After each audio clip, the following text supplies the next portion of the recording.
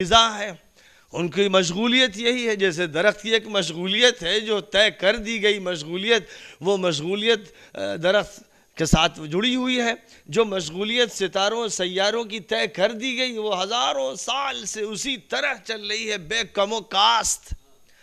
ایسے ہی فرشتوں کی ایک مشغولیت ہے. اور جس دن اللہ کا یہ فیصلہ ہوا عزازیل کے بارے میں، جو جنوں میں سے ایک فرد تھا کہ اب یہ شیطان اور ابلیس ہوگا اور پھر اس کی ذریت میں شیاطین پیدا ہوں گے اور خیر کا دروازہ اس کے لیے بند کر دیا جائے گا، تو ایک ایسی مخلوق بھی وجود میں آ گئی جو شر ہی سے وابستہ ہو گئی، جس کا کام شر کو اختیار کرنا، شر کو پھیلانا، شر کے وسوسے ڈالنا.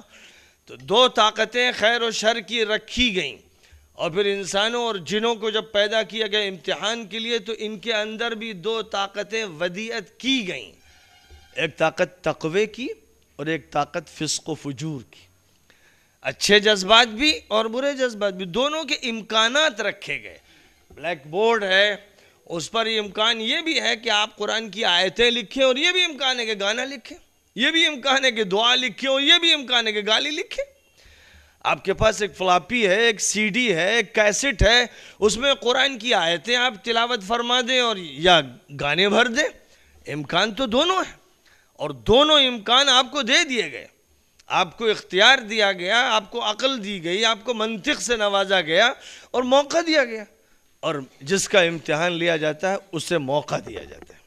اگر اس کو موقع نہ دیا جائے، امتحان اس طرح دیا جائے کہ ہاتھ پیر جکڑ دیے جائیں، باندھ دیے جائیں، قلم پکڑنے کی اجازت نہ ہو، زبان پر تالے ڈال دیے جائیں اور کہا جائے کہ اب امتحان دو، تو مذاق ہوگا، یہ مذاق ہوگا. اسی کو عرب شاعر نے یوں کہا تھا کہ القاہ فی الیم مکتوفا وقال له ایاک ایاک ان تبتل بالماء. ہاتھ پیر باندھ کے دریا میں پھینک دیا اور اس کا بھیگنا، ہاتھ پیر باندھ کے دریا میں پھینک دیا اور اس کا بھیگنا مت، بھیگنا مت. تو ظاہر ہے کہ یہ تو ظلم ہے. اور اللہ کہتا وما ربک بظلام للعبید، تمہارا پروردگار بندوں پر ظلم نہیں کرتا. اس کی صفت ہے عدل، اس کی صفت ہے انصاف. اس نے انصاف کا حکم انسانوں کو دیا، اعدلوا هو اقرب للتقوی، انصاف کرو، یہی تقوی سے قریب ہے. تو جو انسانوں کو انصاف کا حکم دے رہا ہے، کیا وہ بے انصافی کر سکتا ہے؟ ہرگز نہیں. اس نے انسانوں کو وہ اختیار دیا جس کا استعمال کر کے اور تمیز کی صلاحیت کو اختیار کر کے وہ خیر کو الگ اور شر کو الگ کر سکتے ہیں. ان کی فطرت میں بھی یہ صلاحیت رکھی، ان کی سوچ میں بھی یہ صلاحیت رکھی، ان کے تجربات میں بھی یہ صلاحیت رکھی. انبیاء اور رسولوں کے ذریعے سے ہدایت کا انتظام بھی فرمایا، کتاب نازل فرما کے تفصیلات دستاویزی طور پر بھی عطا فرمائیں کہ بات بالکل واضح ہو. یہ کہنے کا موقع نہ ہو کہ اللہ آپ نے تو بتایا نہیں، کوئی ہادی اور رہبر بھیجا نہیں، ہم پر تو بڑا ظلم ہے. یہ کہنے کا موقع نہ رہے، اس لیے فرمایا وَهَدَيْنَاهُ النَّجْدَيْنِ، ہم نے دونوں راستے انسان کو دکھا دیے. یہ خیر کا راستہ ہے، یہ شر کا راستہ ہے. یہ شمال کو جاتا ہے، انسان کو دکھا دیے. یہ خیر کا راستہ ہے، یہ شر کا راستہ ہے. یہ شمال کو جاتا ہے، یہ جنوب کو جاتا ہے. یہ مشرق کو جاتا ہے، یہ مغرب کو جاتا ہے. یہ کھائی میں لے جاتا ہے اور یہ باغ میں لے جاتا ہے. بات بالکل واضح کر دی گئی اور کسی بات میں کوئی پیچیدگی نہیں رکھی گئی، کوئی ابہام نہیں رکھا گیا. دین کو آسان بنایا گیا، قرآن کو آسان بنایا گیا، اس کے فہم کو عام بنایا گیا. تو کہیں فرمایا اِنَّا هَدَيْنَاهُ السَّبِيلِ اِمَّا شَاكِرًا وَإِمَّا كَفُورًا. راستہ ہم نے بتا دیا ہے انسان کو، اب یہ چاہے شکر گزار بنے چاہے ناشکرہ بنے. کہیں فرمایا فَمَنْ شَاءَ فَلْيُؤْمِنْ وَمَنْ شَاءَ فَلْيَكْفُرْ إِنَّا أَعْتَدْنَا لِلظَّالِمِينَ نَارًا. جو چاہے ایمان لائے، جو چاہے کفر کرے، لیکن سن لے کہ جو لوگ غلط رویہ اختیار کریں گے ان کے لیے ہم نے کفر کرے لیکن سن لے کہ جو لوگ غلط رویہ اختیار کریں گے ان کے لیے ہم نے دوزخ کو تیار کر رکھا. چھوٹ نہیں ملے گی، موقع دیا گیا ہے. تو یہ جو موقع دیا گیا ہے، اس موقع کا صحیح استعمال اسی وقت ممکن ہو سکتا ہے جبکہ صحیح علم.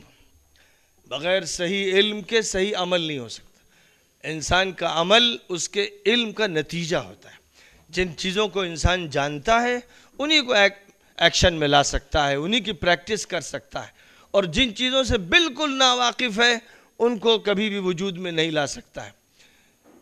کسی سے کہا جائے جس نے عربی کا ایک لفظ بھی نہ سنا ہو کہ عربی کی گردان سنائیے، وہ منہ تکتا رہ جائے گا کہ گردان کسے کہتے ہیں، کیونکہ وہ کبھی گزرا ہی نہیں، زبان عربی کے اس تجربے سے کبھی گزرا ہی نہیں۔ جس انسان نے فرینچ نہیں پڑھی اس سے کہا جائے ذرا فرینچ بولیے تو کتنا ہی عقل مند کیوں نہ ہو، اور انگریزی کتنی فراٹے سے بولتا ہو، اور اردو اس کی کتنی معلّہ کیوں نہ ہو، لیکن فرینچ کا ایک جملہ اس کی زبان سے نکل نہیں پائے گا، کیونکہ اس کے دماغ میں کبھی فیڈنگ ہوئی نہیں، فرینچ لینگویج کی فیڈنگ کا کام ہی نہیں ہوا، اس کی فلاپی خالی پڑی ہوئی ہے۔ اس سلسلے میں لہذا پلے کا بٹن دباتے رہیے، سکوت کے علاوہ کچھ نہیں ملے گا۔ سادہ ایک کیسٹ ہے، اس کو لگا دیا گیا ٹیپ ریکارڈر میں، اور پلے کا بٹن دبا رہے ہیں، تو وہ جواب میں خاموشی اختیار کر رہا ہے کہ بھئی میرے اندر کچھ نہیں، میں خالی ہوں، لہذا مجھ سے کچھ طلب نہ کیا جائے، پہلے آپ میرے اندر کچھ ڈالیے اور اس کے بعد پھر اس کی توقع کیجئے کہ میں پلے کروں، پھر میں اپنی چیز پیش کروں۔ بالکل اسی طرح انسان کا حال ہے، اور یہ چیزیں انسان کے دماغ، انسان کے حافظے کی طاقت کا ایک نمونہ پیش کرتی ہے۔ اللہ تعالیٰ نے ایک طرف تو اپنی وحدانیت بتائی، ایک طرف اس پوری کائنات کی مرکزیت کی وحدت بتائی کہ یہ تمام کائنات اللہ سے جڑی ہوئی، اللہ کی محکوم ہے اور اللہ کے تصرف میں۔ فرما دیا گیا لا يعزب عنہ مثقال ذرۃ فی السماوات ولا فی الارض، ایک ذرہ بھی خدا تعالیٰ کے علم سے آسمانوں میں، فضاؤں میں، زمین میں الگ نہیں ہو سکتا، اوجھل نہیں ہو سکتا۔ فرما دیا گیا جو پتا گرتا ہے کسی درخت سے خدا کے علم کے ساتھ گرتا ہے، جو ذرہ اڑتا ہے خدا تعالیٰ کے علم میں ہوتا ہے۔ کوئی چیز بھی ایسی نہیں ہے جو علم خداوندی بھی نہیں ہے، قدرت خداوندی میں نہیں۔ تو ایک طرف اس مرکزیت کو بتایا گیا، پھر اس کے بعد یہ فرمایا گیا تمام انسانوں کے بارے میں، مسئلہ وحدت امت ہی کا نہیں، وحدت بشریت کا ہے، وحدت انسانیت کا ہے۔ اسلام نے جو نقطۂ نظر دیا ہے وہ کتنا آفاقی، کیسا عالمگیر، کیسا انسانیت گیر نقطۂ نظر ہے۔ دنیا کی کسی قوم نے کبھی اس نقطۂ نظر کو اس طاقت سے پیش کرنے کے بارے میں تصور نہیں کیا۔ قرآن کہتا ہے یا ایہا الناس انا خلقناکم من ذکر و انثی، اے انسانوں ہم نے پیدا کیا تم کو ایک مرد اور ایک عورت سے، وجعلناکم شعوبا وقبائل لتعارفوا، اور پھر اس کے بعد مختلف قوموں میں، قبیلوں میں، خاندانوں میں تمہیں تقسیم کیا اس لیے کہ تم ایک دوسرے کو پہچانو۔ انٹروڈکشن کے لیے، پہچان کے لیے ہم نے رنگ الگ الگ رکھے، قد الگ الگ رکھے، بولی الگ الگ رکھی، اور جسم کے پورے نظام میں رنگا رنگی رکھی۔ ہم نے ایک ماڈل اور ایک ہی نسخہ تیار نہیں کیا کہ سارے انسان ایک ہی طرح کے ہیں، ہر انسان کو دوسرے انسان سے جداگانہ حیثیت دی۔ سگا بھائی سگے بھائی سے الگ ہے، اس کی انگلی کے پور کی لکیریں الگ ہیں، اس کی آواز الگ ہے، اس کی دستخط الگ ہے۔ دو سگے بھائی ہیں لیکن لکھتے ہیں تو تحریر الگ، بولتے ہیں تو آواز الگ، ان کی انگلیوں کی سلوٹیں الگ۔ یہ رنگا رنگی، یہ تنوع، اور اس قدر مثالیں اور نمونے، واقعہ یہ کہ خالق کائنات کے علاوہ کسی کے پاس نہیں۔ کروڑ ہا کروڑ، ارب ہا ارب، خرب ہا خرب، ہر وجود اپنی جگہ پر ایک جداگانہ شناخت رکھتا ہے۔ فرمایا لتعارفوا، اس لیے یہ فرق رکھا گیا رنگا رنگی کے، ایک دوسرے کو پہچانو۔ ان اکرمکم عند اللہ اتقاکم، تم میں سب سے زیادہ عزت والا وہ انسان ہے جو سب سے زیادہ اپنے مالک کا خیال کرنے والا، اس سے شرم کرنے والا، اس کا خوف رکھنے والا، اس سے امید کرنے والا، اس کے قانون کی پاسبانی کرنے والا ہے۔ یہاں پر مسلمانوں سے نہیں کہا جا رہا ہے، تمام انسانوں سے کہا جا رہا ہے۔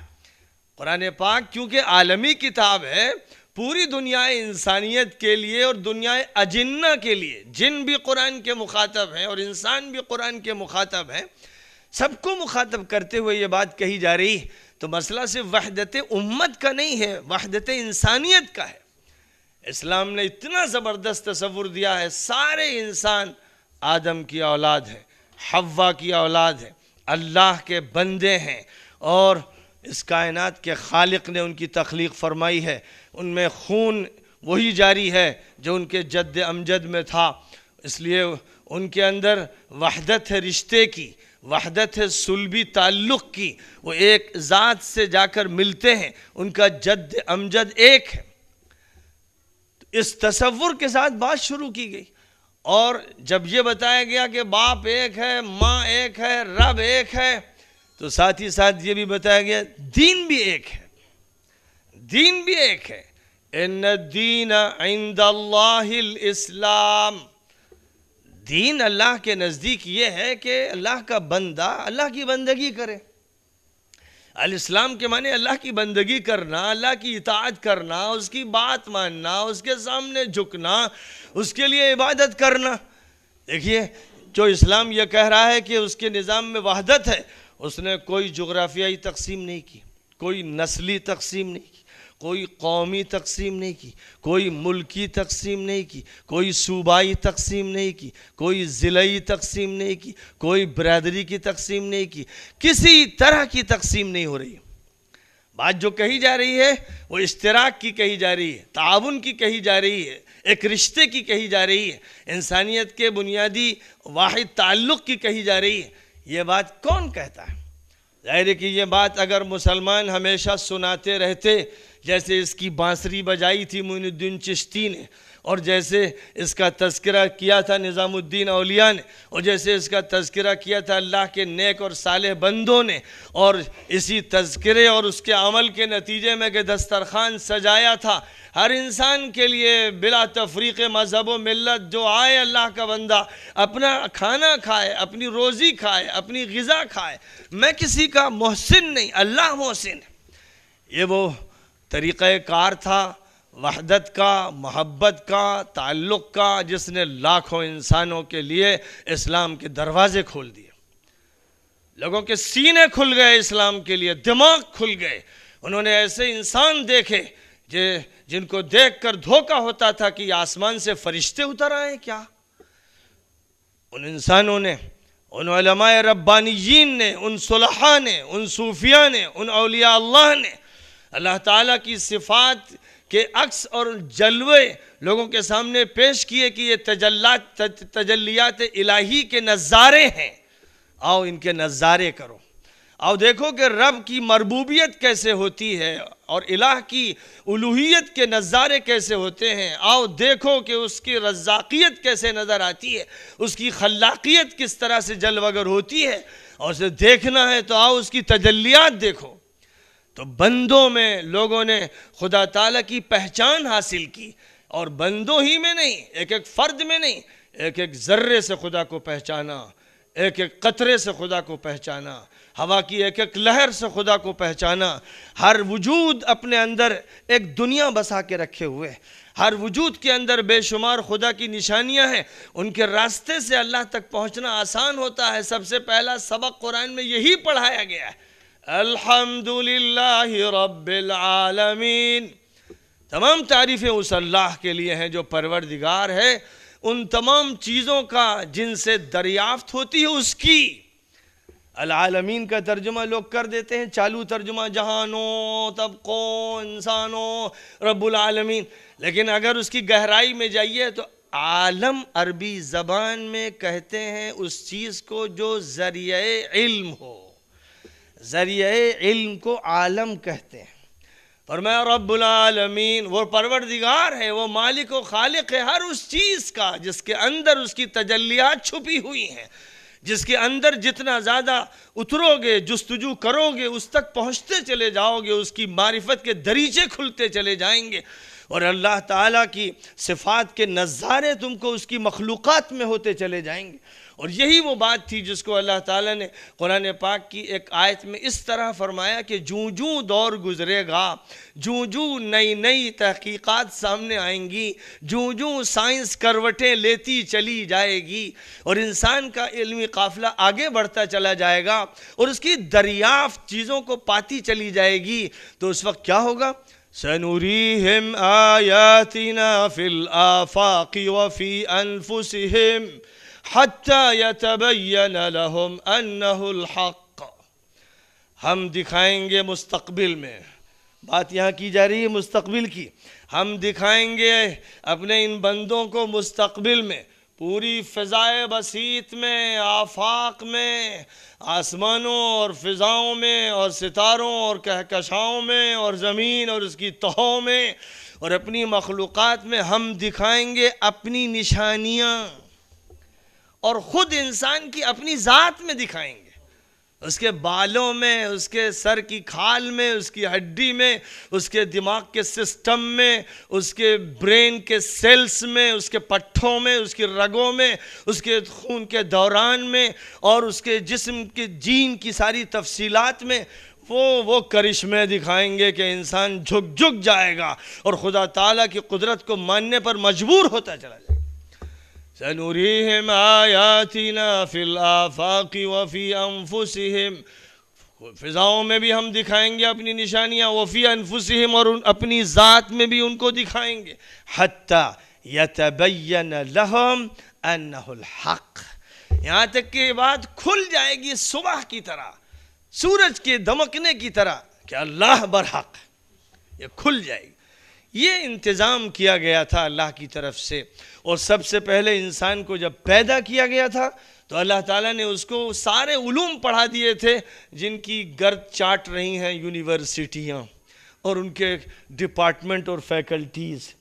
آج جن علوم کے نام پر فیکلٹیز بنی ہیں اور لوگ مادہ پرستانہ نقطۂ نظر کے ساتھ ان کو کمرشلائز کر کے کمائی کا ذریعہ بنائے ہوئے ہیں، خداوند قدوس نے سب سے پہلے انسان آدم کو جب پیدا فرمایا اور اس کو امتیاز عطا فرمایا اور اس کے سر پہ تاج خلافت رکھا تو فرمایا وَعَلَّمَ آدَمَ الْأَسْمَاءَ كُلَّهَا، اللہ نے آدم کو تمام سائنسز سکھا دیں، تمام نالجز عطا فرما دیں، چیزوں کے نام بتا دیے، ان کی حقیقتیں بتا دیں، ایک ذرے سے لے کر آفتاب تک جتنی بھی چیزیں اس کائنات میں پیدا فرمائی ہیں ان کے بارے میں اطلاعات دے دی، معلومات دے دی۔